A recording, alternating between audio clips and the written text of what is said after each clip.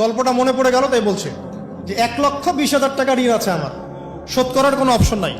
আমার চোখে ধরা পড়ছে না যে 1,20,000 টাকা আমি কেমনে দিব। কি হলো, হঠাৎ করে আমরা একটা সার্কুলার দেখলাম যে সারা বাংলাদেশে ইসলামিক ট্যালেন্ট খোঁজা হচ্ছে। 2000 এটা মনে হয় 17 কি 18 সালের কথা, হ্যাঁ 18 না, হ্যাঁ আলোকিত। তো এখন আমার ওয়াইফ বলছেন যে আপনি এটাতে অ্যাপ্লাই করেন।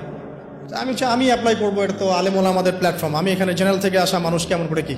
তো সে বলছেন না আপনি পারবেন ইনশাল্লাহ, আপনি পড়াশোনা করেন ইনশাল্লাহ পারবেন। তো আমি দেখছি আগে প্রাইস কি আছে, কষ্ট তো করবো, আগে দেখি পুরস্কারটা কি।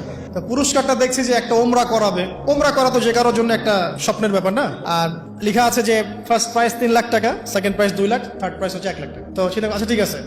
তারপর টানা 4 কি 5 মাস দৈনিক 10 থেকে 12 ঘন্টা করে পড়েছে।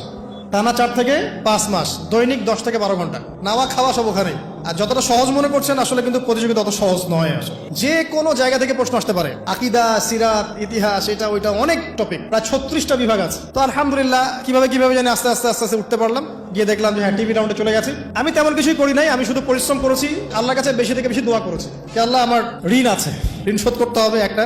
এবং আমি চাচ্ছি যে এই প্রোগ্রামের মধ্য দিয়ে দিনের একটা বড় সার্কেল পাওয়া যায়, দিনী প্ল্যাটফর্ম পাওয়া যায়। আলহামদুলিল্লাহ আল্লাহ পাকের ইচ্ছায় সেখানে একটা ভালো রেজাল্ট হলো এবং সেখানে উমরাও করা হলো আলহামদুলিল্লাহ। এবং ক্যাশ তারা খুব তাড়াতাড়ি দিয়ে দিয়েছে। আমি পুরো ক্যাশটা আগে পেই, আগে ঋণটা শোধ।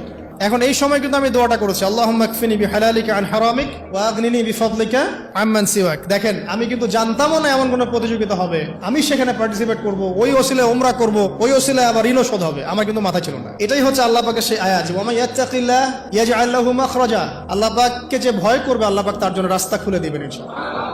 ওয়ারযুকুহু মিন হাইসু লা ইয়াহতাসিব। এবং এমন উৎস থেকে আল্লাহ পাক রিজিক দিবেন যেটা সে কল্পনাও করতে পারে না। এটা আল্লাহ পাক তাওয়াক্কুল রাখেন। জাস্ট ওই ইসমাঈল আলাইহিস সালামের মায়ের মতো, হাজরা আলাইহিস সালাম ইব্রাহিম আলাইহিস সালামকে বলছেন আপনি আমাকে এখানে ছেড়ে যাচ্ছেন কি জন্য? ইব্রাহিম বলছেন আল্লাহর আদেশে। তখন তিনি বলছেন তাহলে আল্লাহ আমাকে ফেলে দিবেন ইনশাআল্লাহ। সেই মায়ের গর্ভ থেকে ইসমাইলের মতো সন্তানের জন্ম হলো, যেই সন্তানকে বাবা বলছে যে আমি তোমাকে জবাই করছি, স্বপ্নে দেখেছি, ফানজুর মাযা তারা, তোমার রায় কি? সে বলছে ইয়া আবাতি ফাআল মা তুমার, আপনাকে যে আদেশ করা হয়েছে আপনি সেটাই করেন। সাতাজিদুনি ইনশাআল্লাহু মিনাস সাবিরিন, ইনশাআল্লাহ আপনি আমাকে ধৈর্যশীল পাবেন। দেখেন কোন মায়ের গর্ভ থেকে কোন সন্তান। তাকে কি বাবা মানুষ করেছিলেন?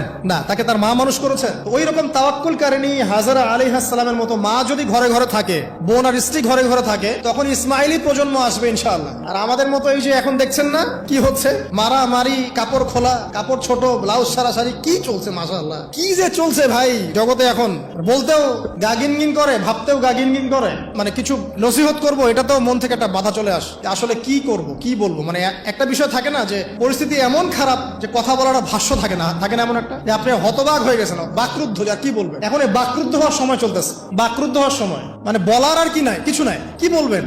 আস্তে আস্তে কাপড় খুলতে খুলতে খুলতে খুলতে খুলতে খুলতে এখন বিকিনি পরে ঘুরতে চায়। বলে যে কয়দিন পর বিকিনি পরেই ঘুরবে। দেখে মানে ওরা চায় যে পশ্চিমারা যেমনে চলে অমনেই চলুক সবাই।